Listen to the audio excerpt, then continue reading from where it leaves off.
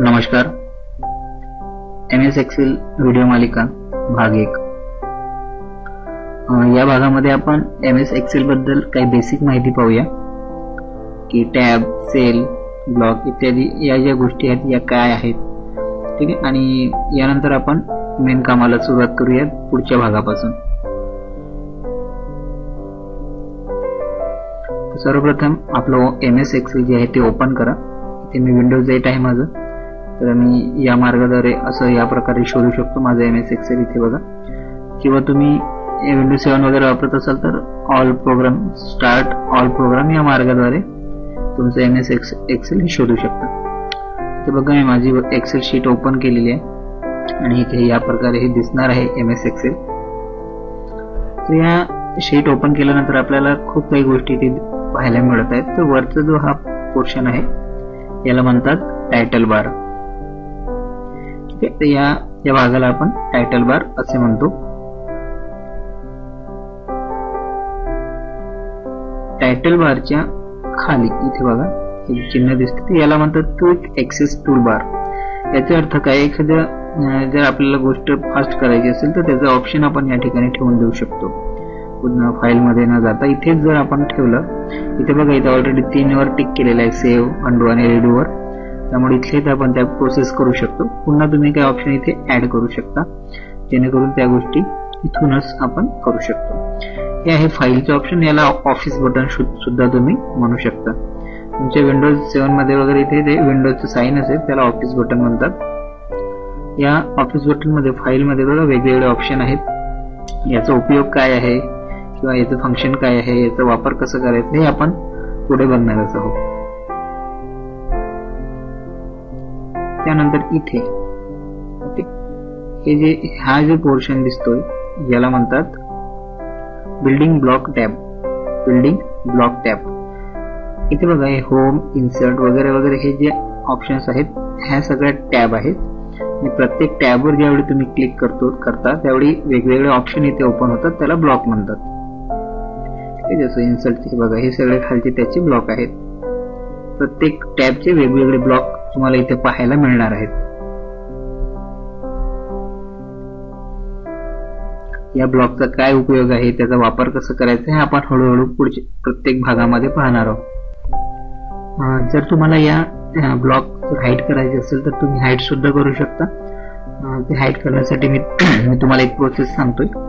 तर इथे बघा एक कोपऱ्यामध्ये जे ब्लँक स्पेस आहे, इथे बघा राईट साइडला सगळ्यात कोपऱ्यात या ब्लँक स्पेस इथे ज्यावेळी तुम्ही राईट क्लिक करता तर एक मिनिमाइजचा ऑप्शन येतो. मिनिमाइजवर क्लिक केल्यानंतर ते ब्लॉक आहेत ते जे आहे ते डिसअपिअर होतात, म्हणजे तिथून गायब होऊन जातात. पुन्हा जर तुम्हाला ते हवे असल्यास तुम्ही त्या होम टॅबवर क्लिक केलं, डबल क्लिक वगैरे, तर ते पुन्हा अपिअर होऊन जातील. त्यानंतर ही आपली एक्सेल शीट आहे.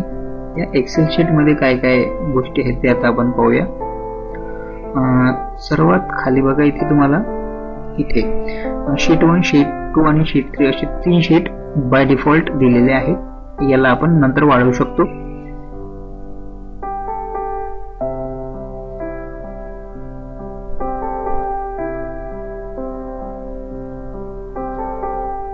त्यानंतर हे जो उभं पोर्शन आहे या सेलचं जर एकत्र केलं उभं जे भाग आहे त्याला आपण कॉलम असे म्हणतो, आणि हे जे आडव्या रेषा आहेत याला आपण रोज असे म्हणतो.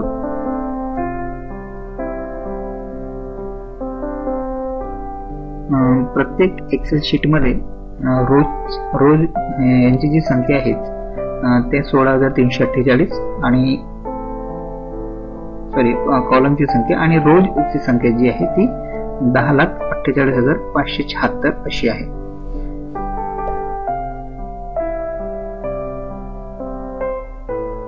ठीक आहे. त्यानंतर हे बघा इथे जे मी माऊस क्लिक केलेला आहे याला सेल असे म्हणतात. या सेलचे वाचन कसं करावं, तर वर बघा कॉलम आहे B आणि रो आहे 6, म्हणजे B6 असे या सेलचे नाव आहे. कॉलम आणि रो ज्या कॉलम मध्ये असेल ते कॉलम आणि ज्या रो मध्ये असेल तो रो असं त्याला वाचतात. इथे बघा हे आहे नेम बॉक्स. वर डाव्या बाजूला कोपऱ्यात जी ब्लँक आहे ते सेलचे स्थान दर्शवते.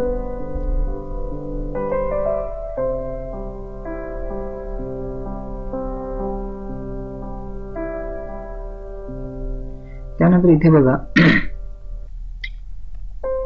तुम्ही सेलचं वाचनचा सराव सुद्धा करू शकता.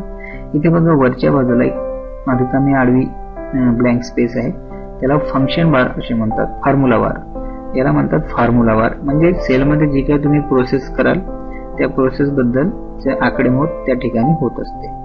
त्यानंतर इथे डाव्या बाजूला बघा स्क्रोल बार आहे, याने तुम्ही शीट खाली वर करू शकता. आणि त्याचप्रमाणे डाव्या आणि उजव्या बाजूला करण्यासाठी सुद्धा इथे एक स्क्रोल बार दिलेला आहे.